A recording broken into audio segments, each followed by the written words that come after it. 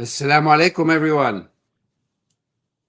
Wa alaikum assalam wa rahmatullahi wa Allah. barakatuh. All right, so let's we have a lot to do tonight. So I hope and pray that Wait, everyone wait, wait. We still have a minute. okay, oh, we still have a minute. Okay, good. Yeah, Good, let inshallah. folks come in. Okay. Yeah. Can you see as folks come in there on your numbers? I don't have it up on my phone. No, I have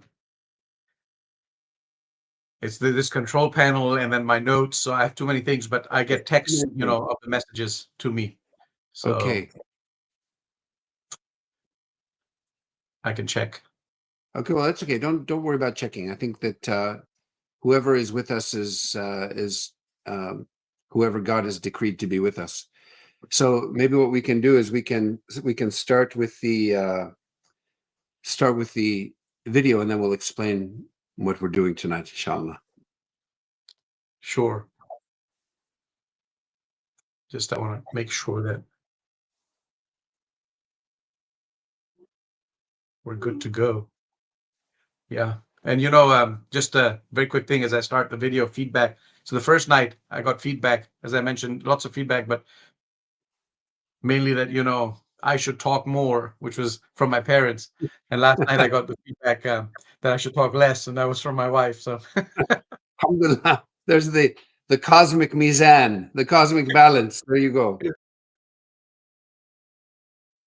The mission and vision of the American Islamic College, to me, pretty much now synonymous with the work. I believe in the transformative power of education, and not just education that is informative, but in education that is transformative, education that really changes how we live. But I think that the Muslims of America need a place that they can come as a Muslim space. This is their space. It belongs to them.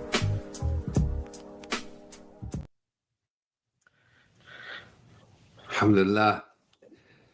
All right, so assalamu alaikum one more time, Dr. Mahan, and all of our friends who are joining us either in real time or in unreal time, in online, whenever people have a chance to view this and to think through these questions with us.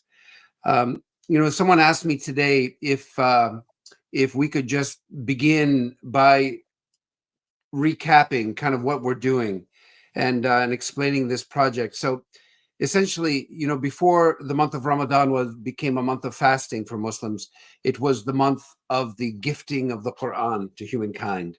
And and we celebrate the revelation of the Qur'an in so many ways during the month of Ramadan. And this is one of the ways that we celebrate this beautiful, moving, touching, sometimes perplexing sacred text, this recitation that was revealed little by little over a period of about 23 years, we believe, through the Archangel Gabriel to the Prophet Muhammad, verifying all the books that came before it and clarifying what had come before. And so the Quran kind of liturgically during the month of Ramadan, and sometimes for other purposes, has been portioned out into 40 different portions. And so these are not scriptural portions. These are just human-made portions to allow for a kind of equal attention to the passages of the Quran throughout the 30 days of Ramadan.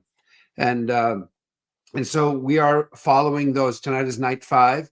So we're entering into the 5th portion or juz of the Quran. And because the Quran is not a linear book, and we've talked a little bit already about how some of the chapters are circles within circles within circles. So it's what we call chiastic or circular in structure sometimes. And even sometimes particular verses, as we've seen, have that circular structure even internally. It's quite magnificent when you see it. But the Quran was assembled or woven together. It was a constantly expanding revelation or recitation during those 23 years of revelation. And the Quran, as it was finally compiled in its final form, is almost counter chronological, meaning that the latest portions of the Quran are now closer to the beginning of the Quran, and the earliest portions of the Quran are toward the end of the Quran. So in a way, by moving through these 30 portions, we're moving backward in time. And while Muslims believe that the Quran is independent of human history, it still was revealed in historical contexts and historical situations. And in tonight's portion, we really feel this fifth portion, which takes us through the bulk of the surah called Surah An-Nisa. And this is the fourth surah, the fourth chapter of the Quran. And in this particular portion, for me, I feel like this is a particularly stressful portion because it really does in many ways reflect the extreme stress and tension that early community was feeling in the midst of armed conflict, in the midst of battles that were going on, in the midst of children becoming orphaned, in the midst of people saying that they were with the Muslims, but they were actually against the Muslims, the hypocrites. And so I almost feel like this portion is a portion that kind of brings us into the stress of spiritual warfare. And so I find this very stressful. And of course, we also have some guidance here with regard to inheritance, and we also have some guidance here regarding marital dispute. But all of it is within a context of conflict and loss and betrayal. There are even verses in this section of the Quran, this portion of the Quran, that instruct the believers to pray in turns, so that some of them can stand guard while the others are offering their prayers. And so you really feel the stress and the tension, and even the topic of marital stress and marital tension in human relationships is dealt with here. And so it's a really to me, it's kind of a stressful portion of the Quran, as I feel the danger, as I feel the stress, as I feel the discord, as I feel the community really struggling to hold true to each other and to God and to this revelation that is guiding them in the midst of tremendous adversity and challenge and fear. So I have to say that my stress levels are a little elevated tonight, Mahan, as I read this portion of the Quran tonight. Yeah. Well, just as an aside, well, no, that'll take us off topic. So I should stay on topic. There's a beautiful article. I didn't get to review it. I read it a long time ago. I didn't get to review it for today. By a guy named Matthias Zahneser. Do you know? Have you heard of Matthias? No. I've lost my. You have to bring your camera back. Here I am. Oh, there we go. It was in a Festschrift, a volume that was edited by Asma Afsaruddin. And it was an article on the thematic unity of Surah An-Nisa, and it divides it into 5 sections. And I have a memory of some of that, not entirely, so I'm not going to try and replicate it. But as I was just reading through today, I remembered portions of it. And really, at the heart of this surah is this sense, this idea of a complex idea of justice. And justice at every level. Things being in their proper places as a kind of there's a certain kind of order to things, and ultimately the real rightful place is God at the top and everyone else underneath. And so when we have these relations in the world, whether it's in the family, power relations, it's all about dynamics. So you have with the orphans, between men and women, with when it comes to wealth and the distribution of wealth and inheritance, with various relations. When it comes to war and peace, communities who are oppressed and who are being oppressed. These all have to do with power relations. And what the surah is really saying is or marital discord, you really don't have the power. Go back to the Khalifa argument. You're delegates. And so be really careful in all of these relations, because you're not the God. You're not, sometimes, especially, I don't know if I can say this, when you have power and men will, assert their power, they lose all sense of propriety and bounds, or when leaders have power, imperial hubris kicks in. And what these verses are doing is they're saying, not so fast. At each one of these levels, you better be careful, because you're not God, and you better act and deal justly, and not let it get power to your head. And ultimately, it ends. We're not there yet, so we don't do the full surah today. Yeah. We did part of it, the beginning yesterday, and the end part tomorrow. In the middle is this fifth part that we're involved in right now. And so at the end, this will ultimately be a justice with God. And the justice with God is not to do shirk, which is to put something, in its improper play. Inna shirka la dhulmun azim, like shirk, Right. associating partners with God, right? Kind of diluting monotheism is the ultimate kind of injustice to God, and by extension to ourselves. So I feel there's a unifying theme in the surah, and what really gives it away is, if you think of Zahanisar's 5 sections, sections 2 and 4, kind of, that are, if you come back to the mirror, the chiastic, structure, section 2 and 4 repeat the same exact verse. Maybe there's a minor variant, I don't recall, but it's on.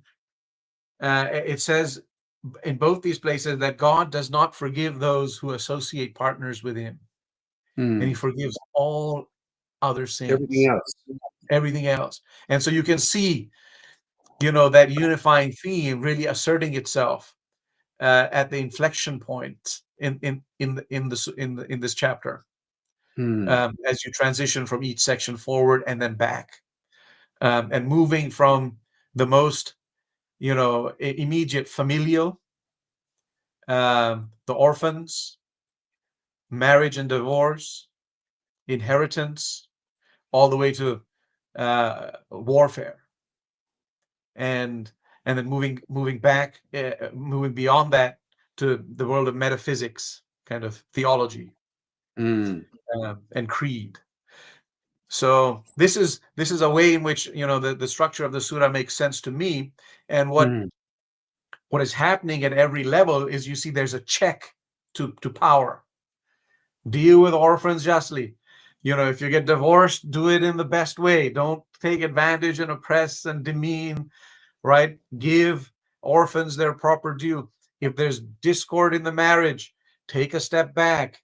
And we can talk a little bit more, that verse says other things that trouble people. Yes. But ultimately, we can read it in the sense of a progressive revelation, where it's speaking to particularly the society of that time. But even if we read it through the tradition of jurisprudence, it all but nullifies the final command, even though it's difficult to hear psychologically.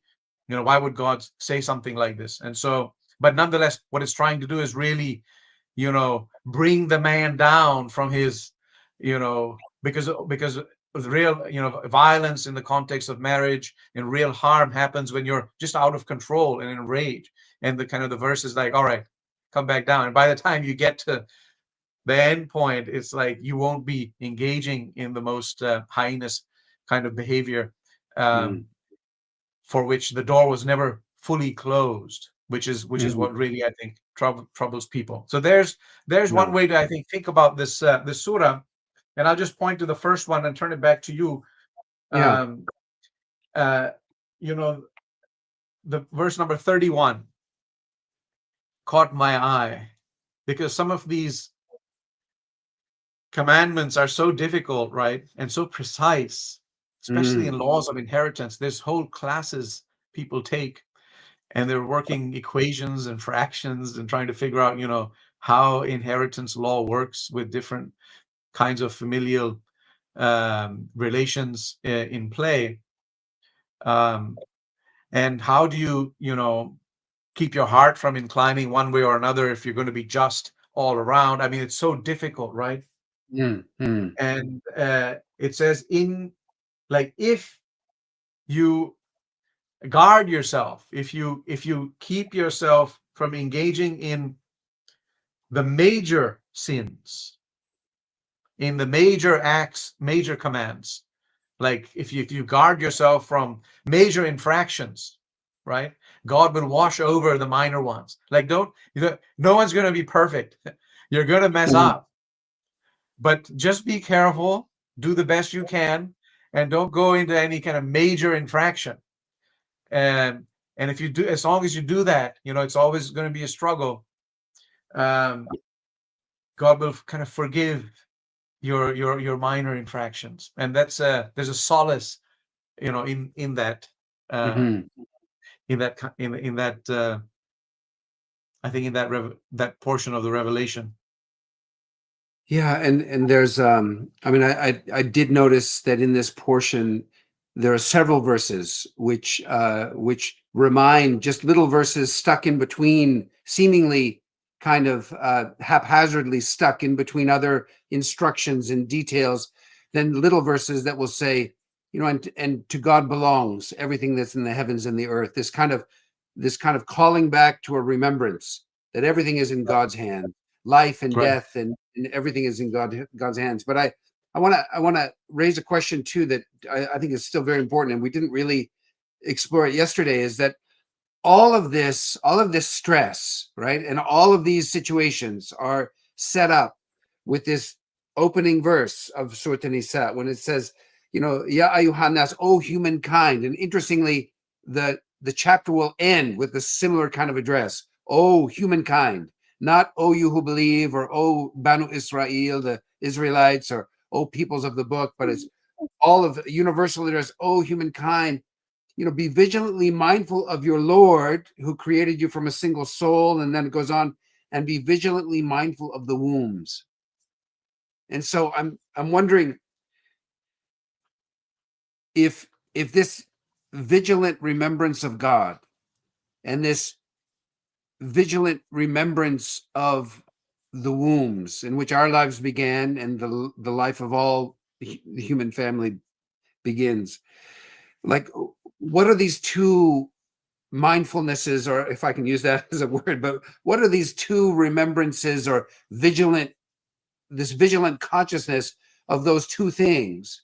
How does this kind of then set the tone for all that we're going to read about, with the marital conflict and the inheritance and the war and the fear and the death and the orphans and like all these things that are going to be dealt with? Like, what is that? And I'm asking myself right now, I'm just wondering, how does the remembrance of the wombs, obviously the remembrance of God and our obligations to God, and understanding that we seek things from one another through God and in God, but how does the remembrance of the wombs inform the way we deal with these questions of justice that you're referring to? That's a great question, and I'm just thinking through it as you're asking. There's two kinds of relations. There's the relations we don't choose, and those are the relations through the womb. It's the connection of the family. You don't choose it. You're born in it. Don't cut those ties, right? So that's what وَاتَّقُوا اللَّهَ الَّذِي تَسَاءَلُونَ بِهِ وَالْأَرْحَامَ. They can be conscious of God, have regard of God, in whose name you ask each other for things, and also have regard for the wombs that bore you, which is an unconditional relation. And then there's the second relation where you go out into the world and you might need something. You need a favor, you need a job, you need and you ask each other, you need people to do things for you, but you're not tied to them through any relation. And so, uh, the farthest end of that is sake this, or for God give me that. And so there's two relations, right? Ones we choose and we don't. And this covers all of them. Like, have a regard for God in all your relations, whether you've chosen them or you haven't. And then obviously the relations through the reference to the womb is especially evocative of God's mercy and of the place of the mother, which is so central in the tradition. But it all extends there. And also so central to our concept of God. In the Qur'an, for all of the medieval debates about God's freedom, I remember in graduate school reading the early debates with this group called the Mu'tazilites. That I'm sure you know all about them, but about whether God, because God is just, that whether God is bound, God has to do what looks to us to be just, or whether God's justice is beyond our ability to understand. And Al-Ash'ari, one of the early theologians, said that, well, if God wanted to take a righteous person and throw him into hellfire, he could do it and it would be just, because God is God and God is not bound by our perception of what fairness or justice looks like. All of that's fine. But twice in the Quran, God is bound by something. And twice we read in the Quran, and we haven't read it yet in this conversation, that God is bound by rahmah. God has written rahmah ala nafsihi. God has written this more than mercy, this this almost this love. I think rahmah is really the highest expression of love in the Quran, and it comes from a root which means the womb, as you mentioned the other night. And so if God has written this kind of, if God is the Rahman, right, the compassionate, the merciful, the Rahim, as we've tried to understand these terms, both of these names of God, which are the most often repeated names of God, coming from that root of Rahm, of the womb of the mother, the womb that in which our life begins. So we're meant to understand, and I'm sure the pre-Islamic Arabs definitely felt that connection in a very visceral way, that God is telling us something about God's love for us, that it's unconditional, it's just there, it's nourishing, it's protective, it's like all of those kind of maternal qualities of love, even before a baby is born, are already there. And so I'm thinking that here the connectivity between being mindful of God and being mindful of the wombs, in a way, is also reminding us of who God is, and the fact that God has bound God's self by rahmah for reasons that we can't even begin to understand, but that God's will, even though we're making war and we're betraying each other and we're getting involved in all this discord, that what God is calling us to is that rahmah. And the Prophet, of course, as you know, the entirety of the Prophet's mission was distilled in that one verse of the Quran, which we haven't gotten to yet in these conversations, that ma arsalnaka illa rahmatan, we've sent you as nothing but a rahmah, but as a loving mercy to all the worlds, to everyone.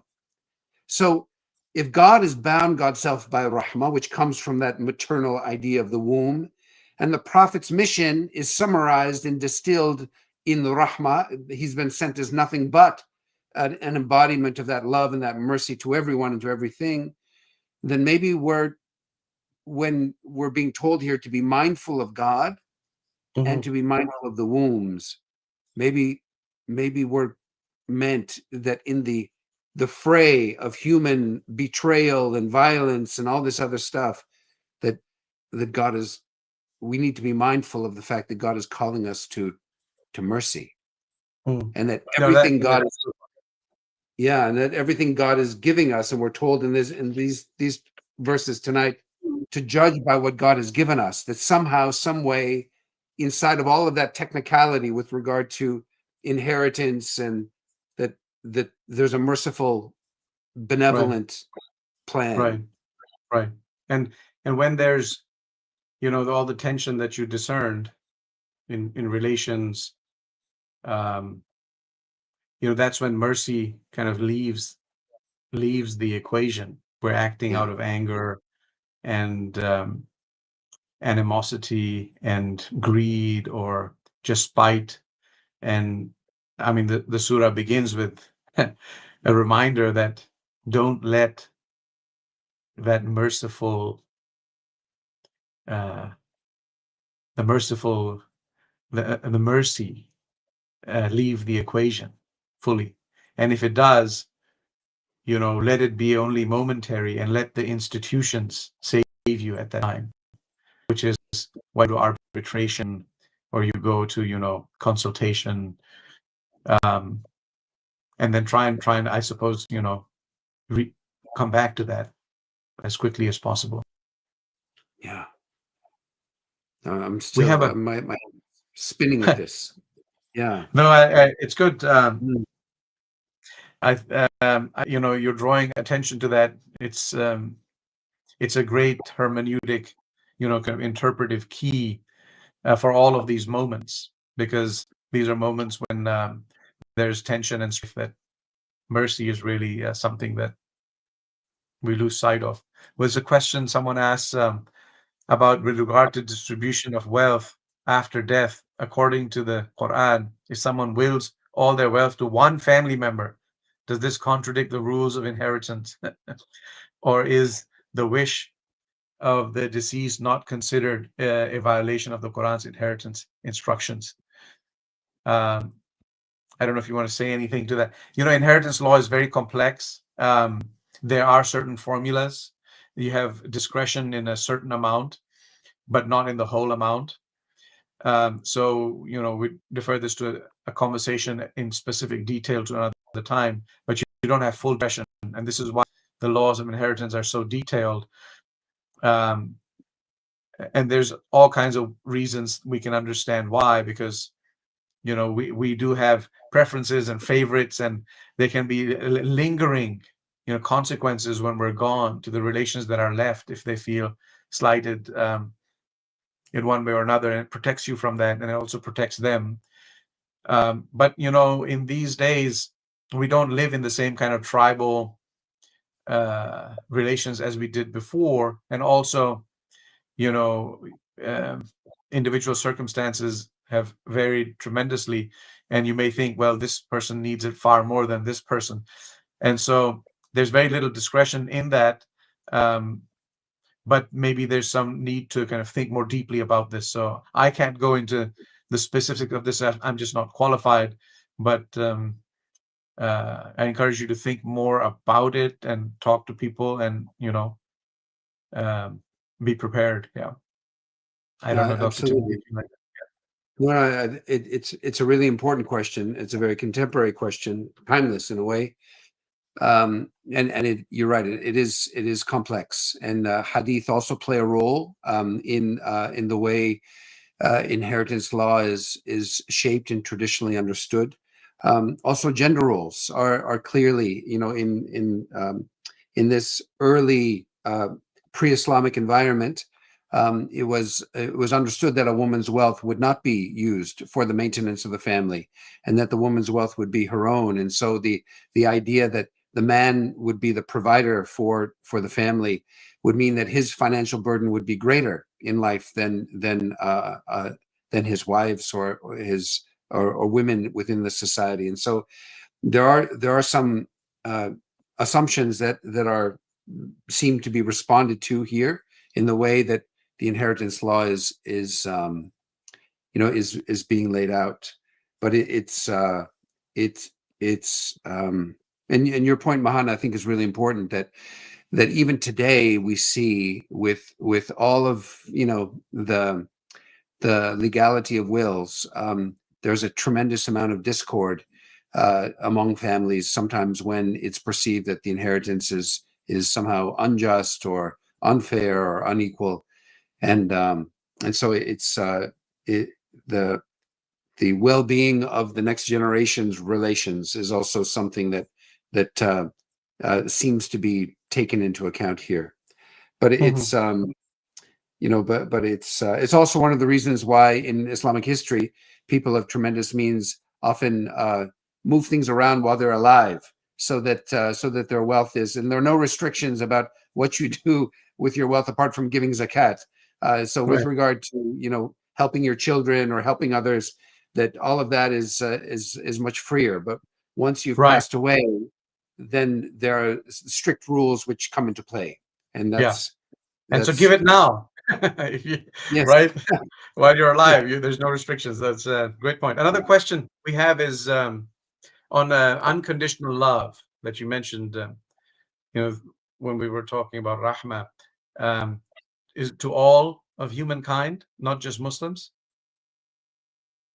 I would say so. I mean, this, even in the way we read this verse, that we were all born from a single soul, and from that soul God created her mate, and from the two of them then issued forth women and men. So the idea that we are all the heirs, regardless of how we religiously self-identify, we are all the heirs of that stewardship, that primordial responsibility of humankind.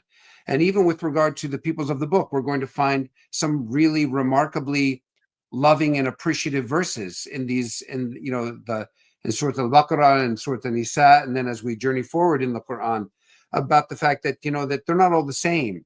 Some of them are worthy of the reprimands that we see in the Qur'an, and some of them are really beautiful people who love God and who are able to appreciate the legitimacy and the beauty of what Muhammad has received, alayhi salatu wasalam, but that doesn't in any way eclipse their love and their appreciation and their devotion to what they have received through their own tradition. And so, again, this is a debate, right? But in my view, right, when God has written rahma ala nafsihi, when God has written this love and mercy upon God's self, right, that's not particular to any group, religious group or tribe. And so I see that as a universal declaration in the Quran that teaches us something about the one whom we worship, right?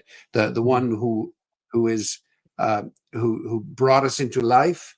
And as we read in Surah Ar-Rahman, it is that rahmah, it is the rahmah which gives rise to the creation of the human being. It's that rahmah which gives rise to the teaching to us of the Quran. It is the rahmah of God that gives rise to the mizan in nature, the balance in nature. And that's why we are told not to transgress the balance. And so I think for me, and I'll just speak personally, that to me, this is a universal declaration about the God who is the ultimate source of all of our being, regardless of how we self-identify, and according to the Quran is the one to whom we are all returning, regardless of how we self-identify. Okay, lovely. Well, where should we go next? Do you want to go into 434, or should we? No, I don't think we should avoid it because it's so difficult. So maybe we should, because this is one of the really one of the most difficult Quranic verses for us to make sense of, and I think that it's really important that we look at it and we really think through it. And I think many others have done it before us, and there are many wonderful commentaries on, and thoughtful, insightful, that involve that involve study of Quran is there, and then of course the translations of Leila Bakhtiar and others that really grapple with this verse in a way that includes a mastery of Arabic etymology and grammar, but also a sense of, given everything else we know in the Quran, we talk sometimes about interpreting the Quran with Quran, right? Tafsir al-Quran bil Quran. Yeah. So everything else we know about the Quran, how can we read this in a way that it's consistent with everything else that we understand the Quran to be saying? So let's take a look at it. Okay, and the reason I held this up was just the study of Quran. It's it really presents a synthesis, an abridgment of 40 of the classical tafasir from across the Islamic tradition. And there's Sayyid Hussain Nasr edited it with 4 of his students. And the person who I know worked on this section, is the only female associate editor who participated in this project, Professor Maria DeCake. She's at George Mason University and a scholar of the Quran, and she did an incredible job. So recommend this for anyone who wants to dive a little bit deeper. Well, let's hear how the study of Quran translates this verse 434. Okay, so there's a translation, but then there's a long commentary, which I can't course. get into because of time. But here's how it translates 434. Men, and forgive me if I pause you every once in a while to look at a particular word. Yeah. That's fine. Men are the upholders and maintainers of women by virtue of that in which God has favored some of them above others, and by virtue of their spending from their wealth. Therefore, the righteous women are devoutly obedient, guarding in their husband's absence what God has guarded. And for those from whom you fear discord and animosity, admonish them and leave them in their beds and strike them. Then if they obey you, seek not a way against them. Truly God is exalted, great. I'll read the next one also, if it's okay, because it's closely related. And if you fear a breach between the two, I believe that's the couple, then appoint an arbiter from his people and an arbiter from her people. If they desire reconciliation, God will bring about agreement between them. Truly God is knowing and aware. All right, so that's 434 and 35. Okay, it's interesting because there are assumptions here in the English translation that are not explicit in the Arabic, right? So, for example, the word about women being obedient, the word qanitat is, from the noun qunut. I've read scholars to say that this really qunut only refers to reverence and obedience to God. And it is not, this should not be obedience. The women are not obligated to be obedient to their husbands, but that they should be the salihat, or the righteous women are reverent and obedient to God, not to their husbands, right? And they are protective. I'm just sight reading from the Arabic, protective of what is private, lil ghaib. It doesn't mention their husband's absence. Right. It's just sort of they are protective of what's private, meaning that they're modest, and they are, and so I think that there is we have to be careful, right? Even the classical tafasir that inform the study of Quran, we have to understand that most of those tafasir, most of those interpretations were done by men who lived in highly patriarchal societies. But the tafsir, the tafsir agrees with you, and maybe the translation sounded, when it says therefore the righteous women are devoutly obedient, it doesn't say they're devoutly obedient to their husbands. And when you read the commentary, it says explicitly all other occurrences of qanitat in the Quran are in reference to obedience to God. So it's talking about obedience to God, not to the husband. Although it kind of sounds that way when you read the translation. Yeah. And are protective of what is private, I would say, instead of protective when their husbands are not there, right? Right. And in what God has instructed them to be private, to be protective of, right? And then we have the question of, if people are afraid of this kind of rebellious or willful or obstinate, or some translations say lewd behavior, then these things follow. And the things that follow, the first two make sense to me. Like, okay, so you counsel them, admonish them, right? So, tell them, maybe not to do whatever it is that's so disturbing, and then to, separate from them. We know that the Prophet himself, in times of marital discord, separated himself from a wife until things calm down. Okay, but then the last part I struggle with, the idea of then Strife. or if admonishing them or separating yourself from them doesn't work, then strike them.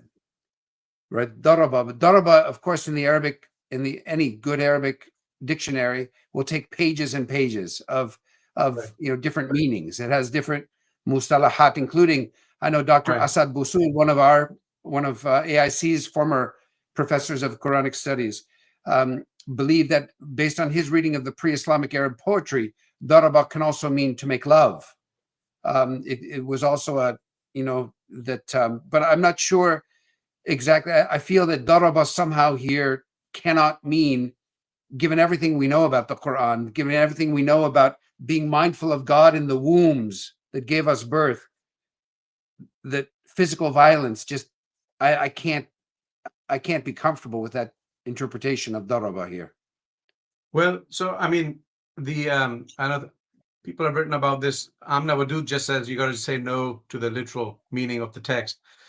Jonathan Brown says the tradition as a whole collectively said no, and you can see an echo of that here, where Professor Dakek writes in the commentary, the commentators are unanimous in asserting that to strike here refers only to a moderate and non-injurious form of physical force. So they kept the meaning, unlike what you just suggested, without violence. غير مبرح, using language found in a hadith on the same issue. And we know the Prophet ﷺ never struck his wives. It's not right. something that he said good men will do. But the fact that it's there, right, has caused great consternation. Like, why didn't God say, I heard one believer struggle with this, that you can, admonish them or banish them to beds apart, or however that's translated, but never strike them. Why does it say, and you can strike? And the commentators, struggle, and then they find a way to say no to it. And if you were to practice the tradition, there would never ever be domestic violence, because you're not allowed to leave a mark, and but it's still psychologically there's a violence there, just in the fact that it can be and has been read that way. So it's a troubling, especially for today, very troubling place that we can continue to struggle with. And then the study Quran goes on to also suggest alternative meanings of the word. Darban fil ard, darban fil sabil, to hit the road. It's even in English, it's to hit the road, Jack. Or to strike a coin, right? To imprint a coin. Yeah. Right. So and daraba is used for that in Arabic as well, right? So, right. This. So I think the way that it's really important to think about this in two ways. One, if you capture the whole tradition as a whole and follow it to the letter and accept the meaning of strike, there will never be any domestic violence physical, because the manner of it has been completely ruled out. But there is the psychological I think effect that still remains. But then if you read it the other way, that this is speaking in a sense of progressive revelation to a 7th century society in which there are certain norms and certain things that must be spoken to from within the cultural context of that society. And so it practically eradicated it, with an indication that when our sensibilities change, we will be able to historically contextualize it accordingly. So, but that opens up all other ways of thinking about revelation that have wide-ranging implications. So, and also, just in light of that kind of cultural interpretation, that's also how I read that ar-rijalu qawamun ala nisa, that men are like the maintainers of women. To me, that's descriptive of within that society. That's the role that men played.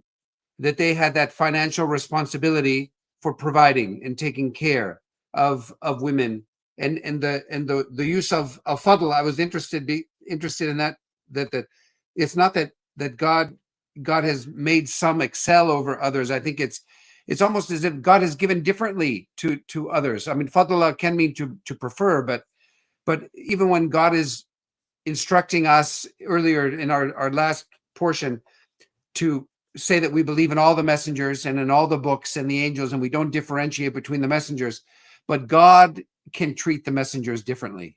God can, can give certain gifts. For example, the miracles that the Qur'an says were given to Jesus are unlike the miracles or unlike anything that was given to any of the other prophets. And so it's not that God caused Jesus to excel over others, but that God gave certain things to Jesus and gave to each prophet, their own unique gifts and qualities. And so I feel like this is almost a description of the fact that within that society, this is descriptive of the role that men play, and that so men are and not because God prefers them over women, but because God has sort of given them the capacity to do this, right, and the responsibility to do this.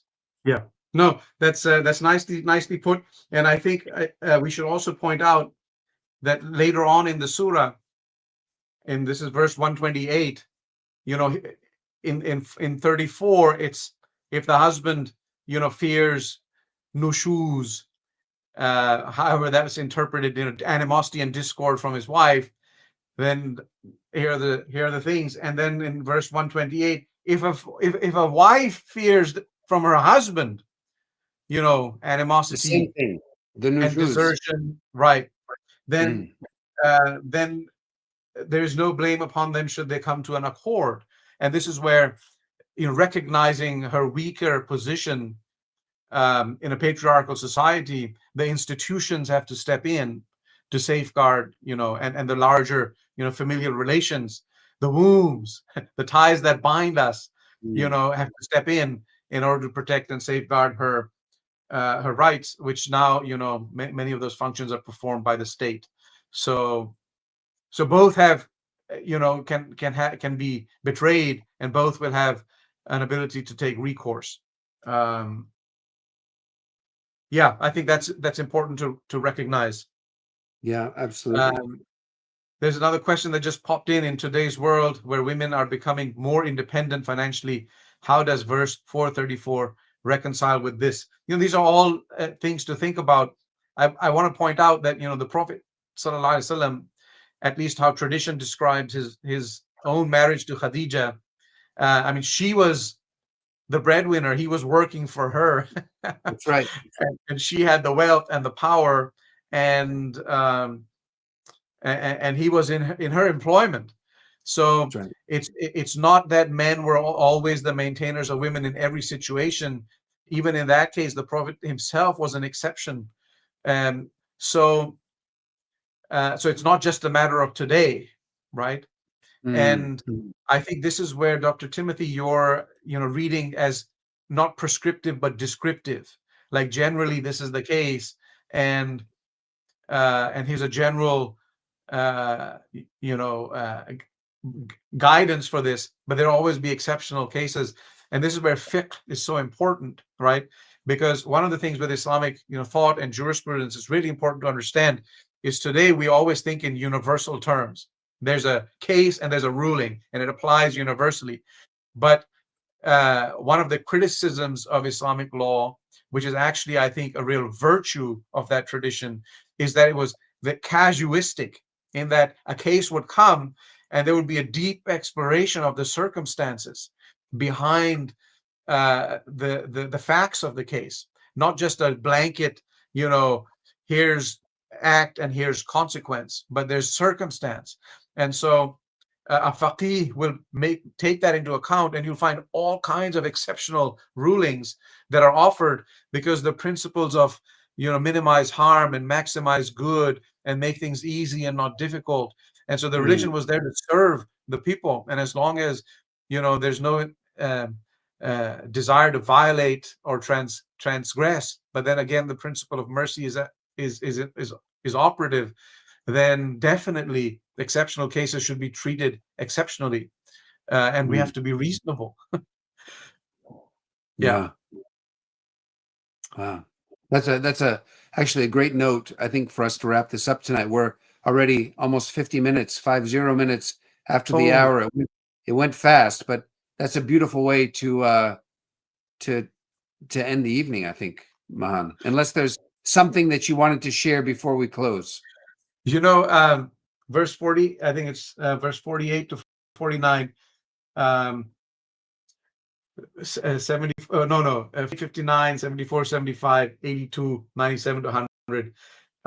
They're on obedience to God and his messenger, fighting in the way of God, those who are oppressed in the land. It's literally it's saying those who are crying out, we're oppressed, why doesn't someone come and help us? And then that's right. There's a verse on pondering deeply on the Qur'an, and then one on migration. Like if you're oppressed in the land, and that being oppressed causes you to live in a state of disobedience, don't disobey, but leave. God's earth is vast. And so there is this this verse was revealed in the context of the hijrah, but there are migration from Mecca to Medina. Yeah. From the immigration from Mecca to Medina. But I'm just alluding to some of the many rich themes, inviting you to read further at home and think about these things. In ways, our session is a conversational teaser and an invitation for you to spend more time with the Quran this month. So we should stop. Yeah. We should stop there. All right. God bless you, Brother Mahan. And thank you all for joining us either in real time or in unreal time. May God bless these days and nights of Ramadan. And may God bless you. And Dr. Mahan, as is your custom, will you close us with Surah Al-Asr? Sure. In the name of God, most beneficent, most merciful, by the passage of time through the ages, or by the late afternoon of the day, humankind is in a state of loss, except for those who believe and have righteous conduct and exhort each other to what is good and true, and encourage each other to be patient and to persevere. Ameen. All right. Thank you.